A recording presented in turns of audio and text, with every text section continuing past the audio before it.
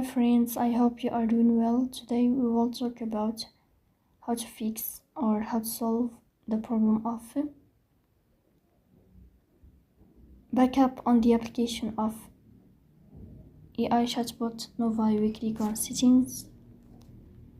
Here we click on apps, default apps, app settings.